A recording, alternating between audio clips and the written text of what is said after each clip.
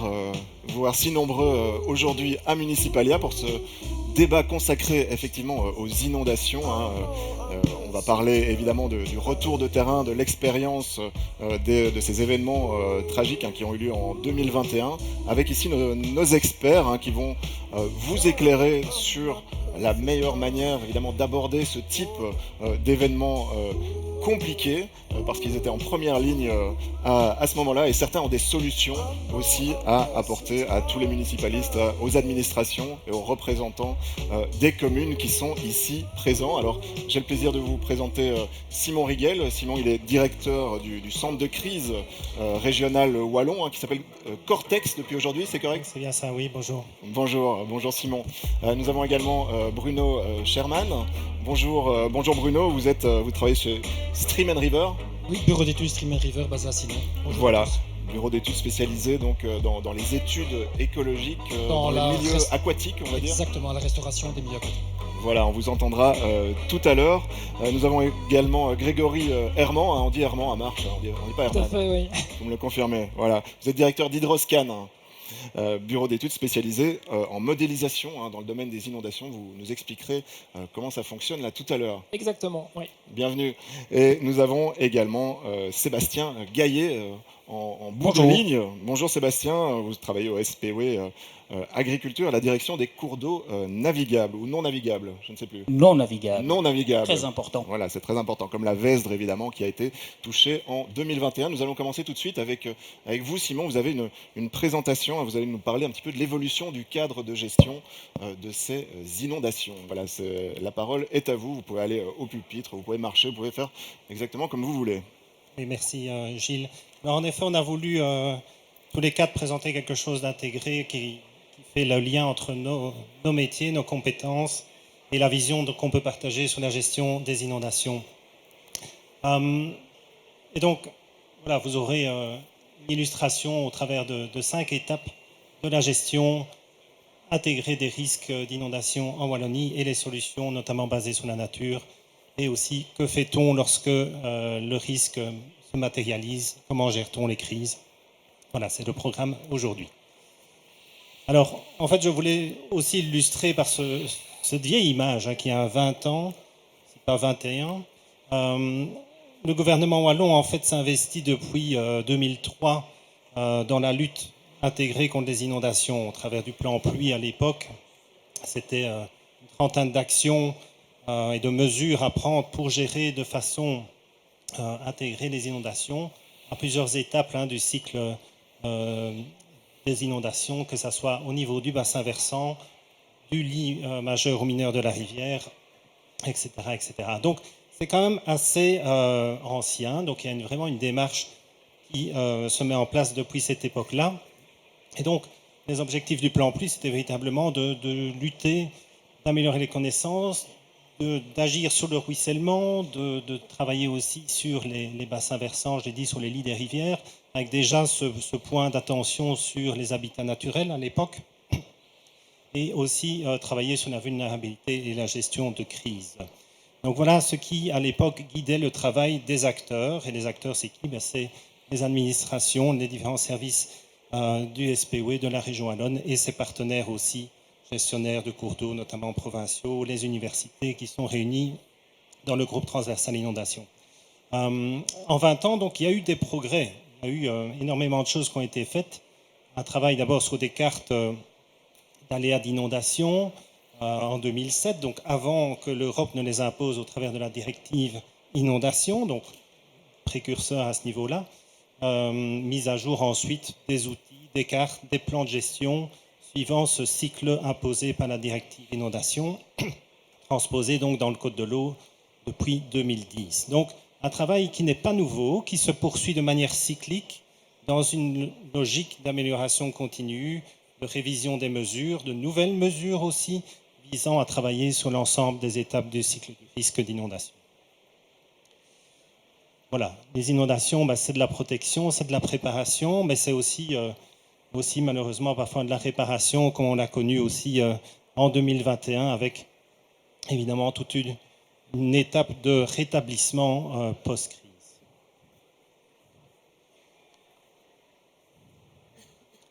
Donc c'est clair que suite à 2021, il y a eu beaucoup de leçons, beaucoup de recommandations, plus de 160 recommandations politiques, des retours d'expérience, des débriefings, qui nous ont amenés à tirer évidemment des grandes conclusions sur lesquelles nous travaillons d'arrache-pied depuis lors. Premièrement, c'est vraiment de dépasser une vision locale et donc d'embrasser une vision par bassin versant. C'était déjà le cas, mais elle s'est vraiment imposée dans la logique de tous les acteurs, d'intégrer des dimensions sociales et économiques du territoire aussi, pas simplement travailler sur la rivière, mais aussi les vulnérabilités socio-économiques aussi qui entourent celle-ci, décloisonner encore davantage nos travaux. Alors c'est déjà un souci au quotidien, mais encore plus aller vers d'autres disciplines, d'autres acteurs qui peuvent vraiment nous amener à améliorer cette approche et améliorer aussi évidemment tout ce qui est prédiction et gestion des événements lorsqu'ils se produisent. Donc là aussi par des démarches d'analyse de risque beaucoup plus intégrées, beaucoup plus précoces, avec des outils toujours plus développés. Donc voilà, aujourd'hui, ce qu'on vous présente, c'est vraiment cette logique-là, d'aller vers plus de résilience des bassins versants, donc d'intégrer vraiment toutes les dimensions, non seulement, environnementales, mais aussi tout ce qui va autour, c'est-à-dire les infrastructures, la cohésion sociale, le développement des capacités aussi institutionnelles de nos pouvoirs locaux, des acteurs locaux, de la gouvernance, qui peuvent tous ensemble contribuer à réduire ces risques d'inondation. Donc, c'est vraiment de développer un développement durable, inclusif au niveau de nos territoires pour les rendre plus résilients aux chocs et aux crises. Je pense qu'on a tous aujourd'hui en tête encore ces terribles événements et on doit être plus résilient face à celles-ci. Voilà, je vais passer la parole à Sébastien pour une illustration plus concrète de l'approche qu'il mène au travers de ses services. Rebonjour à tous. Donc, je vais vous présenter déjà un peu notre direction. Nous gérons les cours d'eau non navigables de première catégorie. Donc, c'est les grands cours d'eau non navigables avant qu'ils deviennent navigables, bien évidemment. Nous gérons à peu près 1800 km de cours d'eau sur l'ensemble de la Wallonie et la vallée de la Vestre représente 80 km de notre cours d'eau. Alors, il faut savoir que la Vestre, évidemment, les événements de juillet 2021 ont été dramatiques et ont vraiment changé la philosophie de travail au sein de notre direction et d'autres gestionnaires de cours d'eau. Et c'est pour ça qu'on parle de la Vestre d'un laboratoire, parce qu'on expérimente sans d'essai-erreur, mais vraiment on avance. On avait perdu beaucoup de vérités scientifiques suite après les inondations.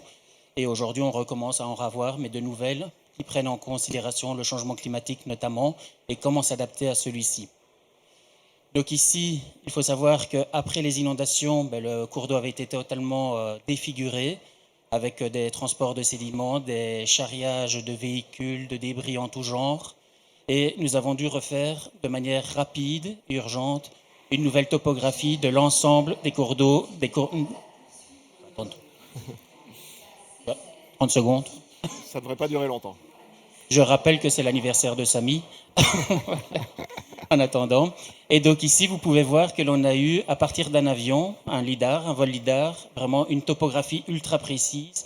Ceci, c'est le fond de la rivière que l'on peut observer. Donc ça, c'est quelque chose qui est important, et ce, sur l'ensemble du linéaire de la Vestre et de la Hogne et du Hoyer. Voilà le genre d'image que l'on sait ressortir. Donc ça, c'est une donnée d'entrée dans la modélisation hydraulique dont Grégory vous parlera par la suite. Également, nous avons revu la méthode de déterminer les débits pour différentes périodes de retour. Donc, par exemple, pour une crue centennale, etc., on a dû revoir pour tenir compte des événements extrêmes que l'on ne connaissait pas auparavant. Alors, évidemment, dans notre laboratoire, nous avons donc la modélisation hydraulique de la situation existante et l'intégration des aménagements de reconstruction résiliente. Donc le tout, nous devons nous coordonner avec nos collègues de l'aménagement du territoire qui ont également étudié le volet urbain, ce que nous ne faisions pas auparavant. Donc ça, c'est quelque chose, une dimension qui est très importante. Et en interne, au sein de notre direction, nous avons créé un groupe de travail pluridisciplinaire et pas uniquement une vision hydraulique, mais également avec des hydrologues, le volet hydromorphologique et vraiment le volet environnemental et les gestionnaires de terrain. De ça, on fait des propositions de reconstruction résiliente et que l'on prend en considération, mais non seulement pour les inondations, mais également la sécheresse. Parce que la vallée de la Vestre est soumise à des problèmes de sécheresse de plus en plus récurrentes. Ici, vous pouvez voir l'agrégation des différents éléments, du master plan qui est vraiment à l'échelle du bassin versant, du programme de développement des quartiers durables, ce qui est vraiment un volet plus urbaniste, les propositions qui sont réalisées par les administrations communales avec ce qu'ils imaginent pour protéger leurs citoyens, et notre groupe de travail de manière à arriver à la résilience. Voilà le genre de projet auquel on arrive aujourd'hui dans le centre-ville de Theux, mais voilà ce genre de choses qui sont imaginées. Donc des reméandrations, des renaturalisations de berges, des aménagements de berges qui étaient des murs en berges naturelles avec des gradins, en fait avec l'idée que les citoyens puissent se réapproprier les cours d'eau, un cours d'eau qui évidemment a tué, et donc voilà, il faut que le cours d'eau reste notre ami, un lieu de vie et un lieu paisible. Ici, voilà, donc évidemment, dans certains cas, malheureusement, on doit travailler dans l'hydraulique pure et dure, et on essaye de trouver des stratégies environnementales de manière à assurer également l'habitat aquatique, la vie de la faune et la flore aquatique. Alors pour ce faire, je ne vais pas dire que nous avons eu la chance, mais après les inondations, on avait estimé les dégâts pour notre cours d'eau, je ne parle pas des habitations et autres, à 300 millions d'euros. Évidemment, d'autres cours d'eau ont été impactés. Il y a Nathalie pour la province de Namur et autres. Donc d'autres gestionnaires ont également été impactés. Donc on avait une fiche du plan de relance à 465 millions d'euros. Mais c'est des budgets qui sont vraiment nécessaires pour aboutir à cette reconstruction résiliente. Mais pas que sur la Vêtre. Il y a d'autres bassins versants qui sont concernés par cette enveloppe. Avec de l'argent pour de l'acquisition, parce qu'évidemment, nous sommes propriétaires du domaine public de crête de berge à crête de berge. Donc si on doit élargir le cours d'eau, reméandrer, on doit faire des acquisitions. Des études hydrologiques et hydrauliques, en ce compris la topographie dont Grégory parlera, les travaux de sécurisation urgente juste après les inondations, les travaux de reconstruction résiliente des berges, donc renaturalisation, etc., des zones d'expansion de crues, des zones d'immersion temporaire, et le tout avec la volonté de trouver des solutions basées sur la nature.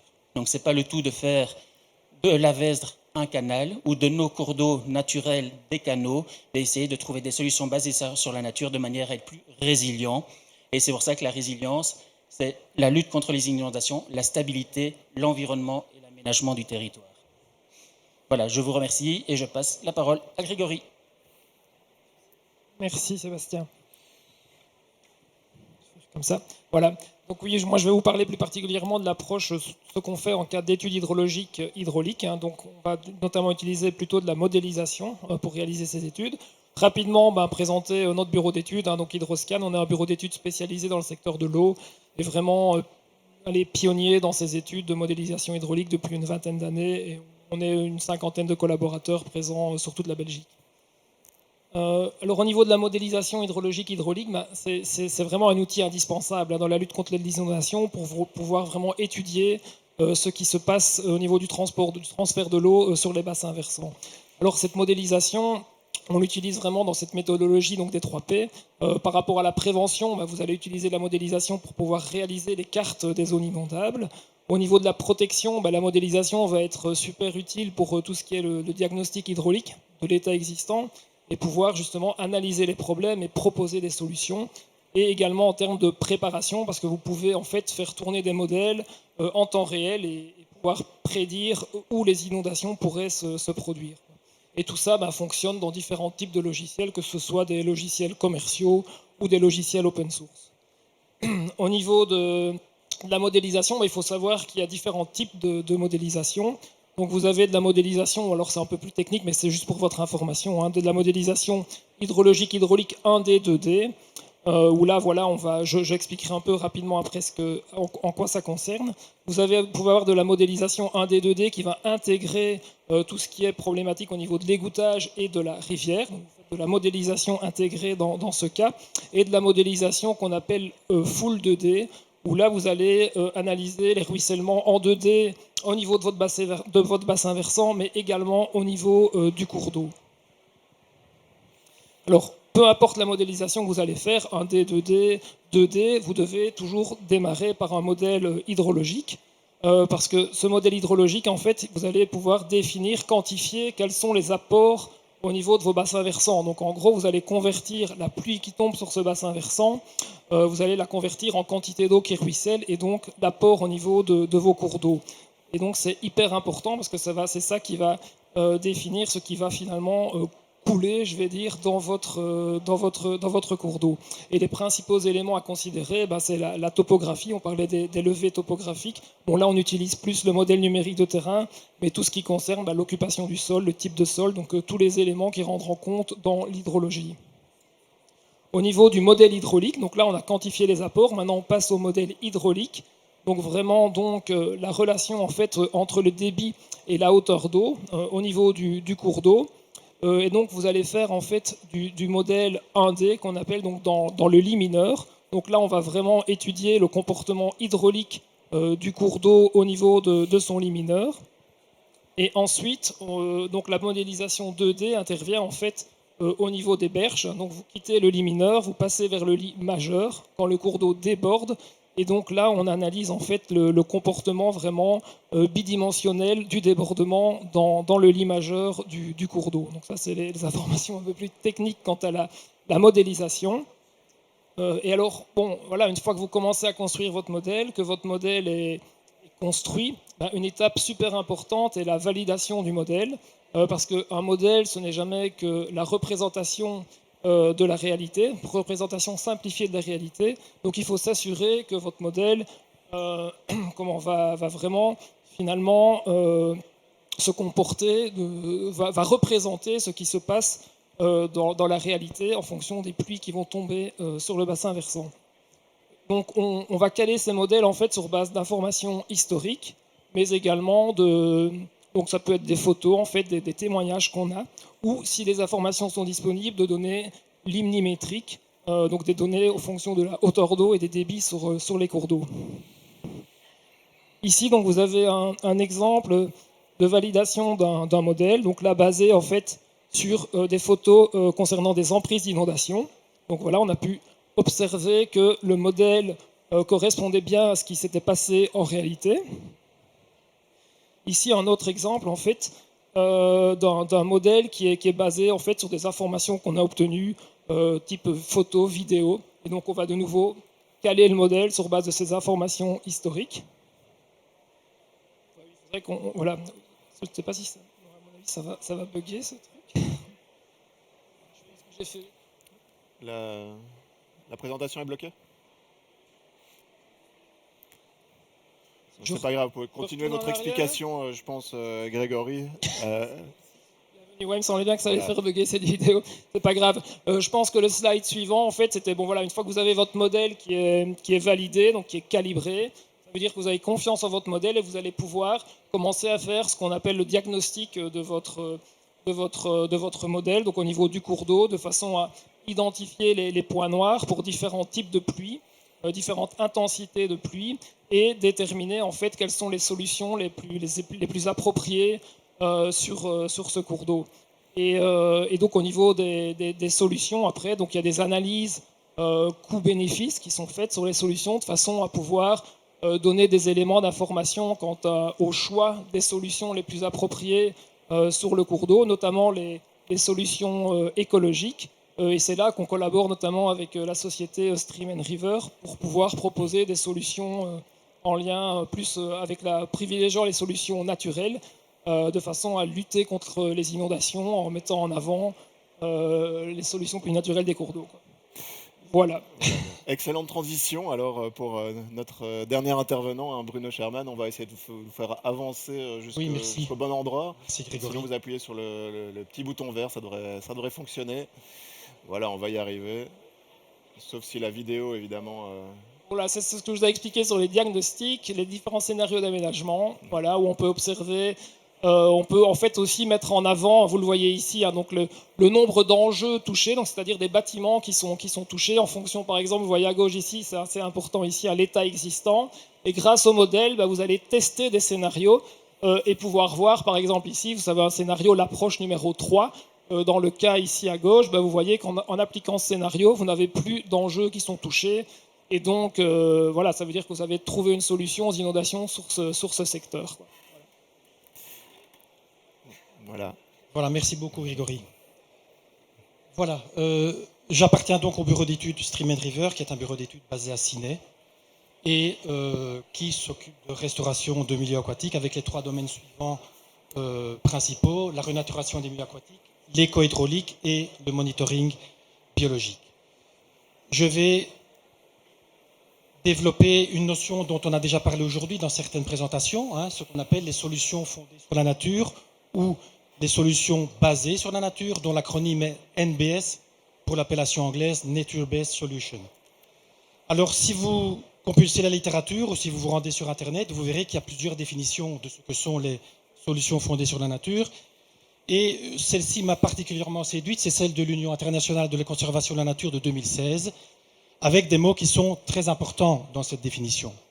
Donc des actions visant à protéger, gérer durablement et restaurer les écosystèmes naturels ou modifiés, on est en plein dans la problématique, qui répondent aux défis sociétaux, c'est important, des défis sociétaux, comme par exemple les changements climatiques, sécurité alimentaire et hydrique, catastrophes naturelles, de manière efficace et adaptive, et alors c'est important, tout en procurant simultanément des avantages à terme de bien-être humain, et c'est important de le souligner, et de biodiversité. Et c'est là tout l'intérêt de ces solutions.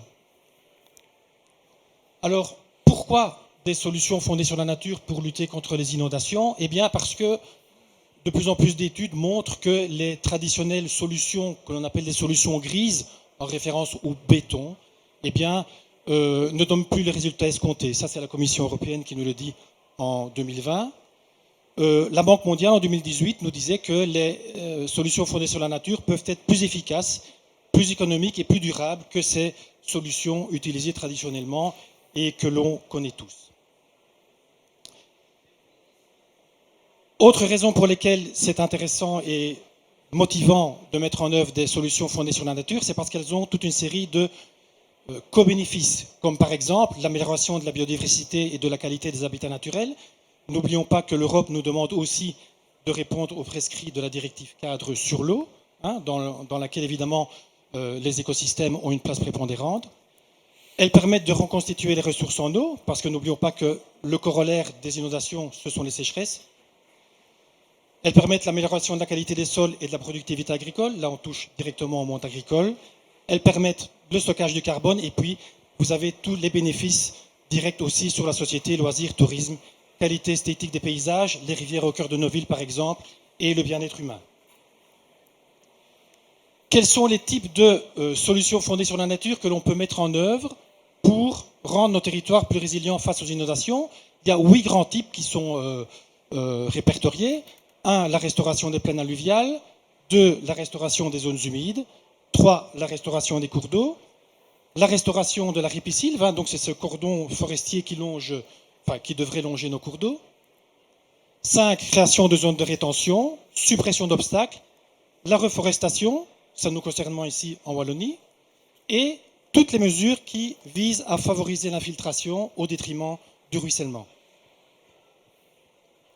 Je vais maintenant vous donner une série d'exemples qui vont vous montrer différents types de solutions fondées sur la nature, mises en œuvre au travers de projets que notre bureau a menés en Belgique, mais également à l'étranger, comme par exemple ici le creusement d'un nouveau lit pour une rivière. Alors, le lit original de la rivière est ici, c'est un cours d'eau qui avait subi des rectifications. Eh bien, nous avons redessiné un nouveau lit, moins incisé, ce qui va permettre à la rivière de s'épandre en cas de crue, mais aussi de dissiper son énergie tout au long de son linéaire. Et évidemment, on a des habitats beaucoup plus variés dans ce genre de cours d'eau. Autre exemple, toujours au Grand-Duché de Luxembourg, c'est la création d'un méandre dans une commune sur la rivière Alzette. Eh bien, la commune a décidé, avec l'administration de la nature et des forêts et l'AGE, de recréer un méandre au cœur de la commune qui s'accompagne d'une zone de débordement qui va permettre aussi au cours d'eau de s'épandre. Et notre bureau a mis en œuvre, je vais trop vite, dans ce cadre-là, ce qu'on appelle du génie végétal, tout simplement, un système de protection de berges et de création d'habitats pour les poissons. Vous avez ici les parties terminales de ces éléments ligneux qui sont présents dans la berge, qui sont destinés notamment à diversifier les écoulements et à créer des caches pour les poissons, tout en protégeant la rivière contre l'érosion. Ces éléments ligneux sont en permanence sous l'eau. Quand le méandre sera en eau, ces éléments ligneux seront eux aussi sous l'eau. Autre exemple, le rétablissement de la continuité écologique et sédimentaire mené sur le ruisseau des Aouirs, un affluent de la Meuse, donc dans la province de Liège. Le commanditaire était le SPE-ARNE, la Direction des cours d'eau non navigables, district de Liège, et c'est un projet qui a été cofinancé dans le cadre du Fonds européen pour la pêche. Eh bien, outre le fait d'avoir rétabli la continuité écologique, cet aménagement précis ici, auparavant nous avions un obstacle infranchissable, a permis d'éviter que cette route qui est là soit constamment sous eau lors des inondations, puisqu'il y a eu un abaissement de la ligne d'eau. Enfin, dernier exemple, notre bureau coordonne un projet de recherche qui regroupe 6 partenaires, dont 3 universités et 3 entreprises, dont la nôtre, qui vise à développer une application permettant d'optimiser la renaturation des cours d'eau en tête de bassin. Et une des originalités de ce projet, c'est de prendre en compte ce que l'on appelle la zone hyporéique. La zone hyporéique, en fait, c'est la zone qui comprend l'écoulement non visible de la rivière, cet écoulement qui se passe dans les sédiments, et dont on se rend compte qu'elle a un rôle prépondérant dans le fonctionnement d'un cours d'eau, notamment en cas de hautes eaux. Elle peut absorber, stocker de l'eau et rendre l'eau à la rivière en période d'étiage. Voilà, j'ai terminé. Merci beaucoup Bruno. J'aurais appris un mot, un ripisylve. Oui. Je ne connaissais pas. Je sais pas si voilà, la berge, ripi, ouais. La berge ici, la forêt. Voilà, très bon mot pour le Scrabble puisqu'il y a quand même le Y. Voilà. Voilà, alors nous allons passer tout de suite au débat et j'ai envie de vous poser une première question peut-être Simon. Vous aviez encore quelques slides très rapides alors éventuellement. Oui, voilà, mais je pense que c'était pour conclure un peu pour conclure cet exposé en 4 temps, mais c'était aussi pour expliquer que, bon, évidemment, il y a toutes ces mesures qui sont prises pour réduire les risques, pour prévenir les inondations. On avait aussi simplement de dire, ben voilà, à un moment, on passe du risque à la gestion de crise, et simplement rappeler qu'en Wallonie, nous avions mis en place aussi, suite à ces événements dramatiques, une approche notamment basée sur des outils, qui sont les outils de prévision de l'IRM, les sites, notamment de l'hydrométrie, les outils européens. Ces outils-là, en fait, sont mis à profit aussi pour anticiper les risques. Alors, une des difficultés, c'est aussi de faire le lien entre ce qui va pleuvoir, on l'a dit, ce qui coule et ce qui arrive au niveau administratif. C'est tout notre défi aussi de traduire ça pour les gestionnaires de crise, par exemple, entre un bassin versant et une zone de secours qui n'ont pas les mêmes découpages administratifs, qui doit intervenir finalement lorsque la rivière déborde. Et c'est là aussi qu'on a mis en place des solutions au travers de cellules d'expertise qui analysent ces risques de manière intégrée avec tous les acteurs ici présents, mais aussi les zones de secours, les prévisionnistes de l'IRM, pour vraiment traduire ces risques en recommandations aux autorités, pas des instructions, mais des recommandations de terrain pour agir, anticiper les problématiques. Et donc ça, je voulais quand même insister là-dessus, en suivi aussi de ces catastrophes-là, avec pour les communes aussi une meilleure information et un ancrage plus local de la gestion des risques. Voilà. Merci beaucoup Simon et merci à tous pour vos présentations très intéressantes. Je précise que vous aurez l'opportunité aussi de poser des questions à nos intervenants juste après le débat. Il y aura un micro qui circulera pour ça. Et je vais d'abord vous poser une première question, peut-être Simon, je me tourne vers vous. Voilà, vous êtes directeur donc, du centre de crise régional, un Cortex. Et vous me disiez tout à l'heure, voilà, votre boulot, c'est 95% de préparation et 5% d'action. On va dire réaction à des événements comme ceux de 2021. Qu'est-ce qui se passe le jour où un événement des inondations comme celle de 2021 se produise? Est-ce que voilà, toutes les communes vous appellent?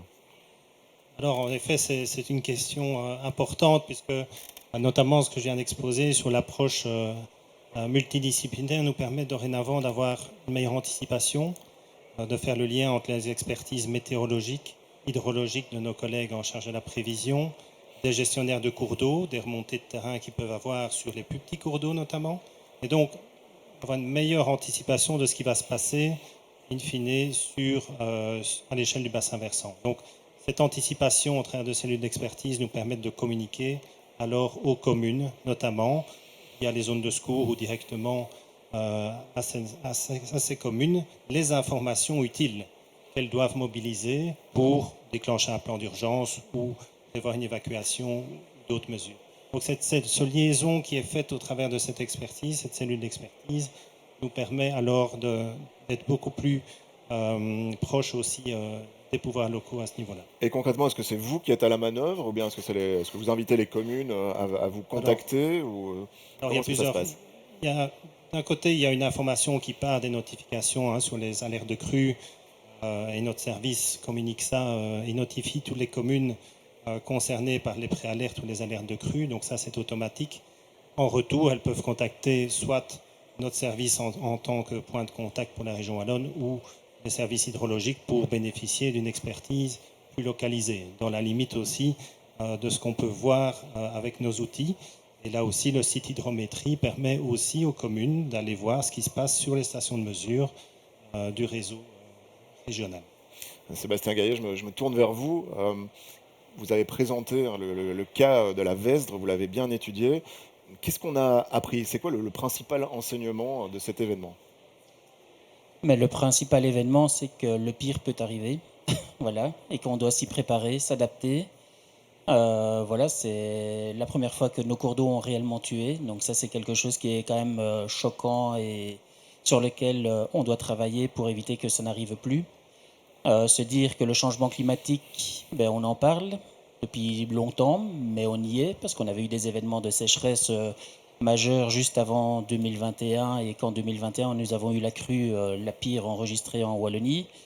Et que donc, nous, en tant que gestionnaire de cours d'eau, nous devons s'adapter, mais le gestionnaire de cours d'eau ne doit pas être le seul à s'adapter. Et c'est ça, je pense, la plus grande prise en considération aujourd'hui, c'est que dans l'aménagement du territoire, dans le ruissellement, dans l'agriculture, dans la forêt, etc., on se voit qu'à travers nos études, il y a moyen de s'adapter.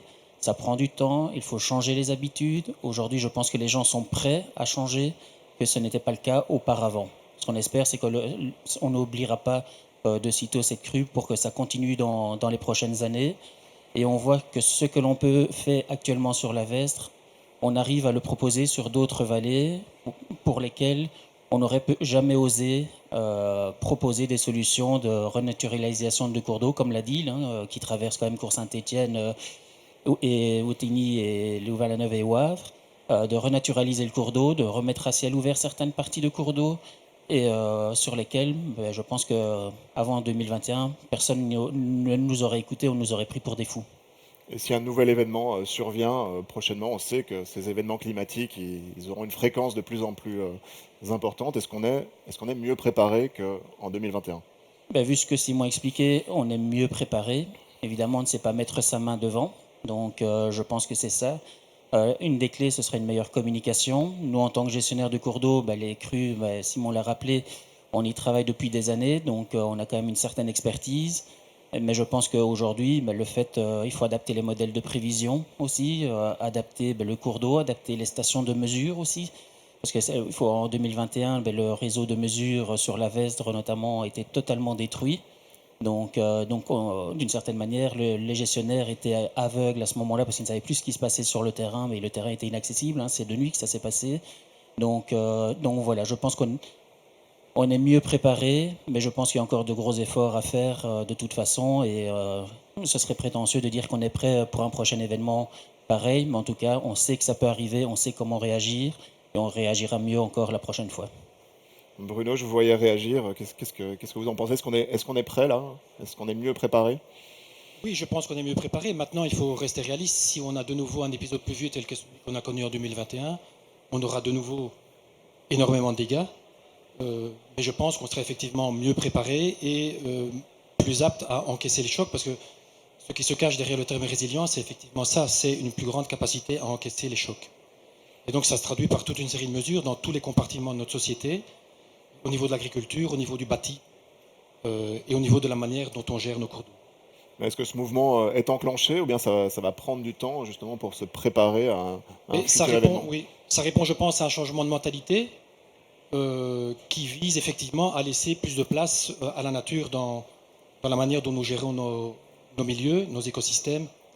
Effectivement, le mouvement est en marche. Ça prend du temps, évidemment, parce que c'est pas facile de changer ses habitudes. On a toujours travaillé comme ça. Sortir de sa zone de confort, c'est pas évident. Mais je veux dire, les événements nous ont poussés à le faire. Et effectivement, je vais dire des bénéfices, mais je mets beaucoup de guillemets autour du terme bénéfice de la catastrophe de 2021, c'est que ça nous a poussés à réfléchir autrement. Grégory, je me tourne vers vous. Voilà, vous faites de la modélisation. Est-ce que vous aviez auparavant, avant ces événements, modélisé justement ce genre d'événement, ou bien est-ce que c'était totalement inattendu et hors norme?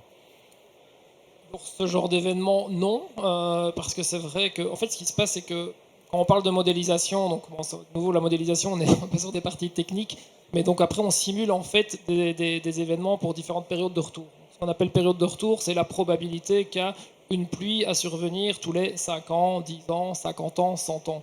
Donc on réalise des modèles pour tester comment va se comporter le cours d'eau en fonction de sa période de retour. Donc jusque-là, on faisait des modélisations, on va dire, jusqu'à des temps de retour d'une centaine d'années. Il faut savoir que l'événement spécifique de 2021, alors en fonction un peu des zones en Belgique, mais on est monté sur, ça équivalait à une période de retour de 200 ans. Donc quand on parle de changement Ça veut dire que climatique, c'est un événement qui ça potentiellement veut dire que c'est survient un événement tous les 200 ans. En fait, ce qui se passe, c'est qu'il faut savoir que ce calcul sur les périodes de retour, c'est basé sur des statistiques historiques. Donc ça veut dire que maintenant, vu qu'on a enregistré cet événement, il fait partie des statistiques historiques. Donc cet événement, maintenant, on ne sera plus sur une période de retour de 200 ans, on va peut-être diminuer, on sera, enfin, je ne sais pas exactement à combien on est, mais on va dire, comme ça, je vais dire une centaine d'années. Donc ça veut dire que oui, cet événement, mais ça ne veut, en fait, quand on dit une fois pour tous les 100 ans, ça reste de la statistique. Ça veut dire que ça peut quand même arriver plus fréquemment. C'est de la statistique basée forcément voilà. Sur des événements Et donc on ne sait pas, avec le changement climatique maintenant qui est est en cours, ça veut dire que ça peut continuer à s'aggraver. Ça veut dire qu'on peut avoir encore des pluies peut-être même plus fortes que ce qu'on a eu. Donc, voilà, ça on ne sait pas. Mais c'est vrai qu'en termes de modélisation, voilà, l'idée c'est de pouvoir tester, simuler n'importe quel type en fait, de précipitation pour voir comment le cours d'eau va se comporter. Alors après, sur des événements de cette ampleur, c'est difficile en fait de dimensionner après des solutions pour des événements d'une telle ampleur parce qu'après il y a toujours déjà il faut essayer de voir s'il y a des solutions disponibles et puis après en termes de faisabilité est-ce que c'est possible de se protéger complètement sur des événements et c'est là qu'on en revient avec toutes les approches plutôt écologiques, les changements d'habitude, d'occupation du territoire, de revenir peut-être à des zones plus naturelles sur certains endroits. On le voit en France où ils commencent à avoir dans certaines zones où ils ont, je vais dire, démoli certaines habitations, on reméandre certains cours d'eau. Enfin voilà, il y a vraiment des approches qui vont assez loin maintenant parce qu'on se rend compte de l'importance finalement de l'eau et de l'écoulement de l'eau et qu'on a peut-être mis de côté pendant des dizaines d'années ici passées. Voilà, justement, Sébastien Gaillet, on parle de démolition d'habitations. Est-ce qu'on en est là? Est-ce qu'on est sur des suggestions, des propositions qui sont faites aux communes d'abandonner certains quartiers? C'est tout à fait le cas. Donc ça a été fait par nos collègues de l'aménagement du territoire, évidemment. Mais il faut savoir que sur Pépinster, Chaudfontaine et Limbourg, bon nombre de maisons qui étaient de toute façon instables ont été démolies. Mais aujourd'hui, des démolitions de quartiers, de pâtés de maisons, a été réalisées ou sont en cours, de manière à laisser plus de place au cours d'eau, ou de toute façon, on n'aurait pas pu les protéger parce que voilà, la porte du jardin était dans la rivière quasiment, et donc il n'y avait aucune solution pour les protéger. Et nous, ça nous permettra de renaturaliser les berges, donc trouver des solutions basées sur la nature. Donc, comme je disais, se réapproprier le cours d'eau, avoir quelque chose de plus joli. Si vous avez aujourd'hui, au niveau de Pépinster, mais ça ouvre aussi. Il y avait des maisons qui étaient enclavées entre la route et le cours d'eau. Aujourd'hui, ça ouvre un espace, ça donnera un poumon vert, on va dire, à la ville, des îlots de chaleur pour s'adapter également au changement climatique. Et c'est vrai qu'ici, on parlait de l'hydraulique pour savoir si on pouvait s'adapter. Avec des scénarios de changement climatique, on peut aussi essayer de prévoir les débits que l'on aura plus tard, comme on parle de température plus 1, plus 2 ou plus 3 degrés. Mais on peut, avec certains scénarios et certaines hypothèses, on peut dire dans 50 ans, on aura peut-être 10% de plus de débit, enfin de débit de crue. Mais évidemment, c'est toutes des hypothèses à essayer d'intégrer au maximum dans les modèles et s'adapter au mieux. On arrive à convaincre les communes qu'il faut vraiment changer la topographie quelque part de la commune et l'aménagement de la commune et que peut-être que le centre économique de la commune est vraiment touché dans certains cas. Évidemment, c'est difficile. Je pense que ça dépend un petit peu des volontés locales, mais je pense, évidemment, vu ce qui s'est passé sur la Vestre, je pense que les autorités locales ont tout à fait compris ce qu'il fallait faire et mettent en œuvre en tout cas des solutions et que l'on partage et qu'on échange vraiment de manière à optimiser la protection des citoyens. Et je pense qu'il vaut mieux, il faut savoir qu'il y aura de toute façon toujours un risque résiduel. on ne sera jamais protégé contre une crue de 2021. Et c'est ça aussi, de faire comprendre à travers la culture du risque d'inondation que un jour ou l'autre, même si on est mieux protégé qu'auparavant, on pourra toujours être inondé. Mais le tout, c'est de savoir s'adapter. Et donc, avec tous les outils des prévisions et autres, et des protections peut-être individuelles comme des bâtards d'eau. Donc, ce sont des planches étanches que l'on met au niveau des portes et des fenêtres pour éviter que l'eau ne rentre dans les habitations. Simon Rigel, là vous êtes dans cette phase justement de préparation au prochain événement. Alors il y a cet événement qui a eu lieu, mais le prochain sera peut-être pas forcément le même. Comment est-ce qu'on fait pour se préparer à cette panoplie de catastrophes possibles? En effet, je pense qu'il ne faut pas être focalisé et se dire que ça arrivera au même endroit et de la même manière. Il faut toujours garder à l'esprit que ça peut arriver à d'autres endroits, suivant d'autres scénarios. C'est ça aussi notre objectif, c'est d'avoir cette vision globale, de s'appuyer aussi sur des réseaux d'experts, notamment au sein du groupe transversal inondation, avec des acteurs de terrain, avec des acteurs locaux, en travaillant avec différentes parties prenantes. Et comme ça vient d'être dit aussi, en développant véritablement cette culture du risque dans tous les pans de la société, en fait, pas uniquement auprès des autorités locales ou des gestionnaires de crise, mais aussi auprès de la population, des écoles, travailler aussi à expliquer c'est quoi un risque d'inondation, comment est-ce qu'on vit avec le risque, quelles sont les bonnes pratiques lorsque éventuellement un événement survient, qu'est-ce qu'il faut faire, ne pas faire aussi. Ça, c'est aussi toute une série d'actions préventives, mais aussi vraiment que la région aussi promeut au travers d'actions, de subventions aussi aux associations, aux communes. Donc ça, c'est vraiment très important pour être plus résilient sociétalement de travailler là-dessus. C'est quoi les conseils de base que vous transmettez aux communes et à la population par leur intermédiaire? Je pense qu'il y a, ne fût-ce que déjà d'être conscient des risques sur son territoire, déjà quelque chose, un premier pas à passer. Et on l'a vu en 2021, malheureusement, que parfois on ne connaissait même pas l'existence de certaines zones ou cartographies, des outils existants pourtant depuis longtemps. Donc il y a déjà, ne fût-ce que prendre conscience des risques. Où est-ce qu'ils sont localisés? Quelles sont les zones qui peuvent être touchées en cas d'inondation? Il y a des cartographies pour ça. Et de savoir que dans ces zones-là, si une alerte provient et est reçue, il faut prendre toute une série d'actions. Ça, c'est aussi la planification d'urgence qui permet de faire le lien entre cette gestion du risque et la gestion des actions à prendre. Donc je pense que c'est ça qu'il faut déjà être conscient des risques, des enjeux, c'est-à-dire peut-être des infrastructures, des hôpitaux, maisons de repos, écoles qui se trouveraient en zone inondable. Voilà, les publics vulnérables, tout ça est un travail de préparation que la région aussi peut soutenir au travers notamment de notre service. Grégory Herman, on a vu vos systèmes d'analyse, de modélisation. Aujourd'hui, on est sur une évolution technologique aussi qui va permettre peut-être de mieux appréhender ces phénomènes, de mieux les prévoir. Est-ce que vous utilisez par exemple des logiciels d'intelligence artificielle pour prédire l'avenir? Je regarde mon collègue qui est en train de suivre tout ça. Donc, oui, non, effectivement, comme dans tout secteur, donc les technologies évoluent. Donc, effectivement, l'intelligence artificielle, d'autres technologies, les jumeaux numériques, etc. Il y a vraiment Vous pouvez donner une petite explication peut-être sur les jumeaux numériques, justement? Non, c'est le principe, c'est un peu comme pour l'intelligence artificielle. Donc, c'est d'utiliser des données historiques, des données existantes, des données en temps réel, et de façon à pouvoir, avec toutes des analyses qui ont été faites là-dessus, de pouvoir anticiper, simuler ce qui va se produire, quoi. Et donc c'est vrai que par rapport aux modèles, comme je le disais, il y a les modèles, on va dire, hydrauliques. Lorsqu'ils sont réalisés, en fait, maintenant, il est possible de les faire tourner, parce que aussi avec les solutions logicielles qui ont évolué, la puissance des ordinateurs, donc de les faire tourner en temps réel. Donc quand je dis en temps réel, en fait, c'est que finalement, on va pouvoir utiliser des données pluviométriques en temps réel, par exemple avec des images, des données radar, des choses comme ça. Donc on va pouvoir avoir une prédiction, une prévision sur la pluie et du coup faire tourner ces modèles et voir ce qui va se passer. Alors ça fonctionne déjà, mais plutôt sur des petites zones, parce que plus la taille est grande, faire tourner des modèles comme ça, 2D, etc., ça demande encore pas mal de temps de calcul, mais ça ne fait que s'améliorer. Par contre, il y a d'autres solutions qui existent. Il y a il y a des grosses sociétés type Google qui travaillent là-dessus, notamment au niveau de l'intelligence artificielle. Alors nous, on Vous travaille travaillez aussi. avec Google On a été en contact avec Google, mais c'est clair, en plus c'est pas de la blague. Parce qu'ils c'est ont des vrai. données, ils ont des données Oui, très, donc très eux, intéressantes. après, ils n'ont pas l'expertise en hydrologie hydraulique. Bon, avec les moyens qu'ils ont, ils pourraient très bien engager les experts, c'est pas un souci, mais leur idée est plutôt de travailler sur les données existantes, vu qu'ils ont accès à toutes les données. Mais c'est vrai que du coup, nous, on veut anticiper ça, et donc parce qu'on a déjà commencé à travailler on a développé notre propre solution pour la prédiction d'inondation, à partir de cartographies existantes et à partir de données radar, en fait, donc des données météorologiques. Parce qu'il y a moyen donc de prédire où vont se produire les pluies. La solution qu'on a actuellement, par contre, c'est focus sur les crues qu'on appelle les crues soudaines. Donc c'est vraiment des crues type orage d'été, plutôt liées au ruissellement, donc des crues pluviales, pardon, je fais le lapsus.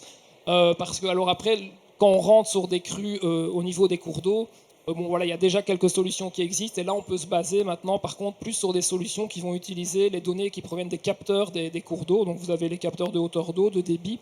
Si vous mettez ça de nouveau en temps réel, vous allez pouvoir savoir où le débordement va avoir lieu. Ici, les événements qu'on a, c'est tellement rapide, c'est tellement des pluies fortes qu'on va plutôt être sur des inondations type de ruissellement, quoi. Les premiers dégâts vont être causés par des inondations liées au ruissellement, et donc d'où l'importance de pouvoir anticiper et prédire où vont se produire ces inondations liées au ruissellement et donc aux inondations pluviales, quoi. Et là, on a une solution qu'on a développée et qui est actuellement en test. En fait, on a un projet pilote avec jamais sur les noms, ça a changé tout le temps, mais le SPOMI, donc Mobilité Infrastructure, la direction de l'hydrologie, et on teste cette solution. Elle va rentrer en phase de test au niveau de la province du Brabant wallon. Donc voilà, il y a des choses qui existent. Nous, on essaye de se positionner là-dessus, mais c'est clair qu'il y a énormément de concurrence maintenant là-dedans. Voilà, les entreprises vont aussi où il y a des besoins, et il y a de plus en plus de solutions qui arrivent, ce qui est Avec bien des pour outils du coup qui pourront être utilisés tout à fait. par les pouvoirs publics et peut-être alerter plus rapidement justement, Tout à fait, se ouais. préparer mieux à ces événements. Et Bruno Sherman, vous avez présenté toute une série de solutions, comme vous le disiez, basées sur la nature, mais ça suppose quand même aussi des moyens techniques. Est-ce que les techniques, elles ont évolué, et aussi, est-ce que ça coûte cher? Justement, je veux dire, un des avantages de ces solutions-là, c'est qu'elles peuvent tout d'abord s'envisager à différentes échelles. Et je vais prendre l'exemple, nous avons des collègues qui sont allés la semaine passée à une formation en France, où on leur a présenté des méthodes très peu coûteuses, justement, qui permettent, par exemple, de favoriser je vais dire, l'expansion des cours d'eau, par la création de mini-barrages, par exemple. Donc oui, ce sont des solutions qui peuvent être mises en œuvre à différents niveaux, et dont certains ont des coûts qui sont très inférieurs, je veux dire, aux coûts des solutions traditionnelles de génie civil, traditionnelles, etc. Donc on est plutôt sur des budgets moins élevés? Alors, pas nécessairement, ça dépend de l'échelle à laquelle on va utiliser ces solutions. Alors, on parle de solutions fondées sur la nature de manière générale, mais on peut avoir des solutions très ponctuelles. On peut décider, ça peut se faire sur un linéaire de berge qui fait 100 mètres, comme on peut envisager des solutions à l'échelle d'un bassin versant, où là, évidemment, on aura des moyens beaucoup plus conséquents. Mais avec déjà un impact, rapide.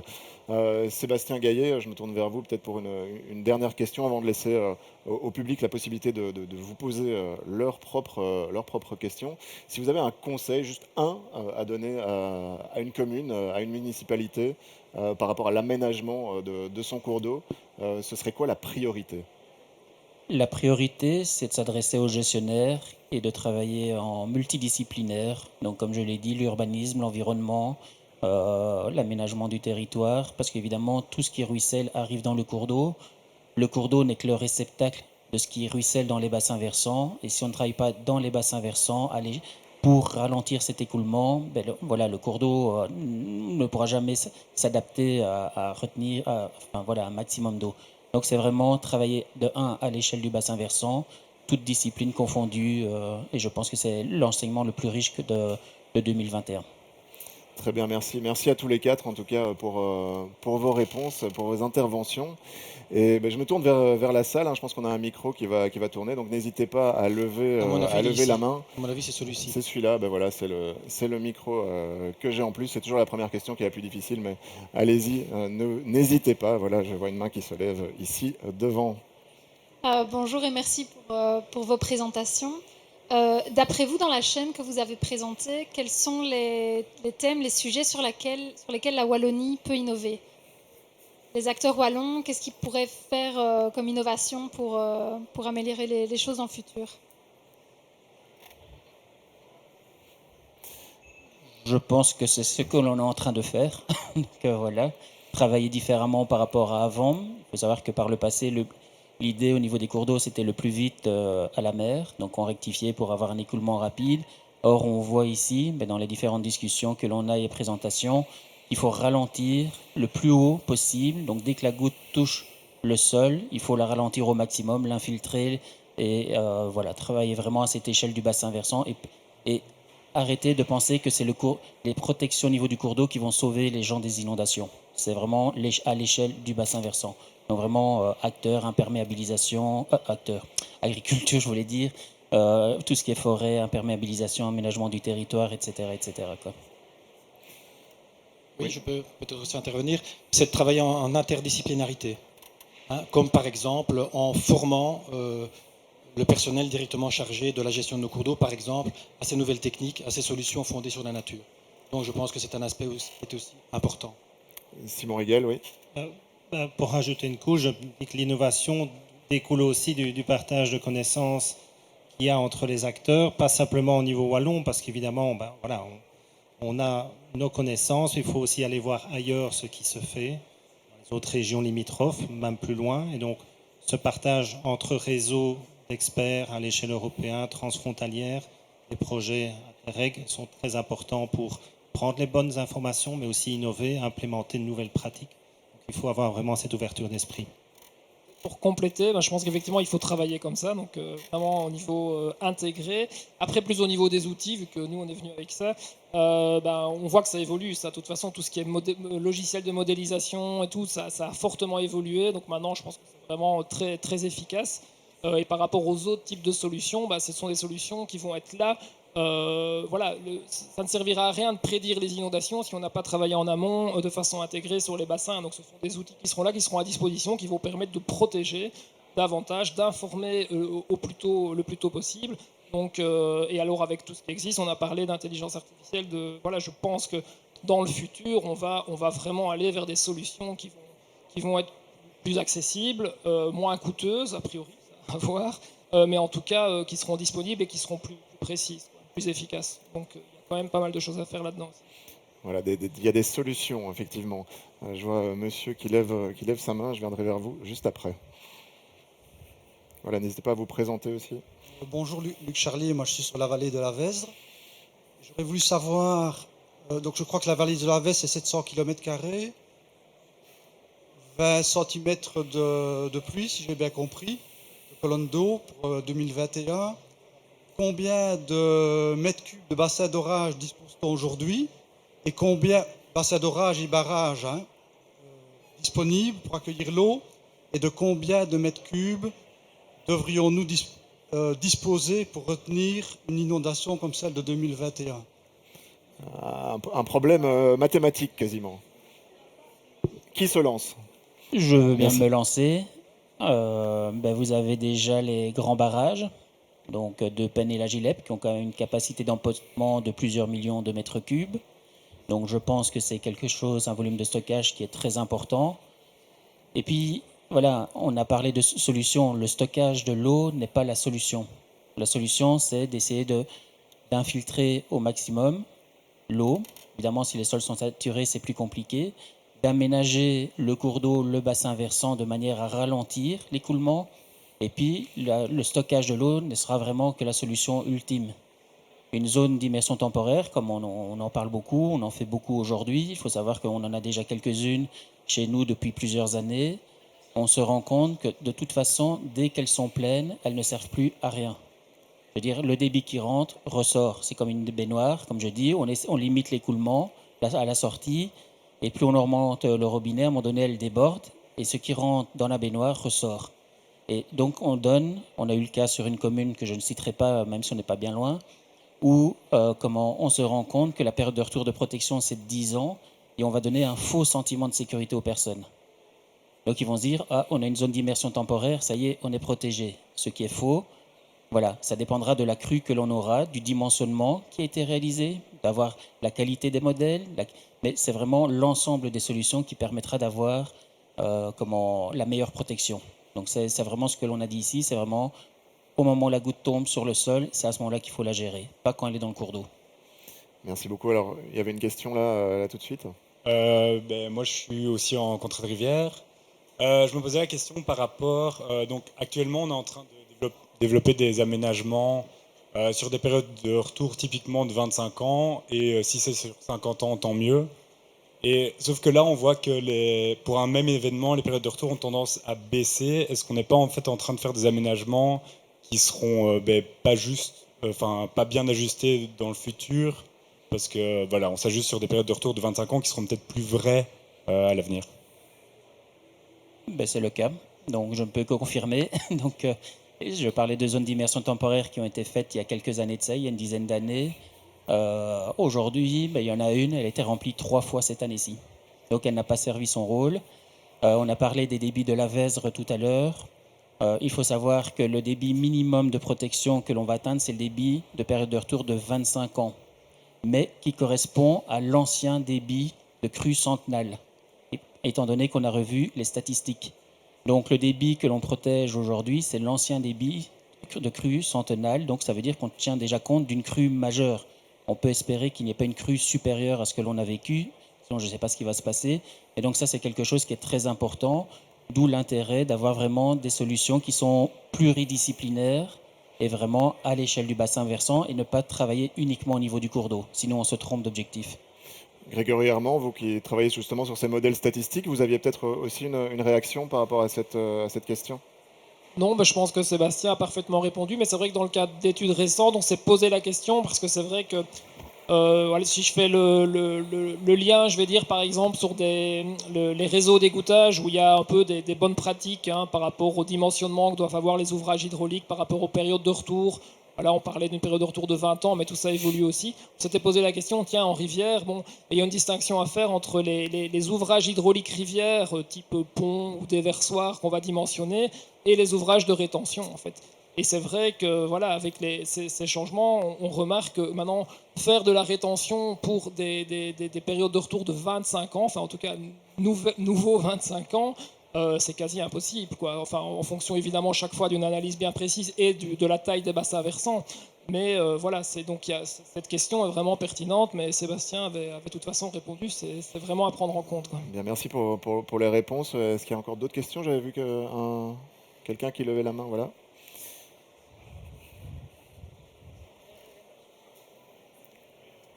Bonjour, Vincent Bré, donc je suis chef de corps de la zone de police Sekova, traversée par la Vesdre. C'est plus par rapport à la communication. Donc, vous avez fait part effectivement des sites qui sont disponibles pour pouvoir suivre, et nous, en tant que service de police, forcément, pour pouvoir anticiper aussi les problèmes. Je ne dois pas vous apprendre que la population de la vallée de la Vesdre et des autres vallées a une certaine phobie dès qu'il y a des périodes de pluie importantes. Et le souci qu'on a eu ici plus récemment, fin 2023-2024, on a eu des fortes pluies. On s'est rendu compte que le site n'était plus accessible parce que toute la population va vérifier régulièrement la situation. Donc, est-ce qu'il ne serait pas envisageable d'avoir des sites sécurisés au moins pour les services de police, les communes, parce que, je dirais, on doit pouvoir suivre la situation et la population aussi, quoi. Mais voilà.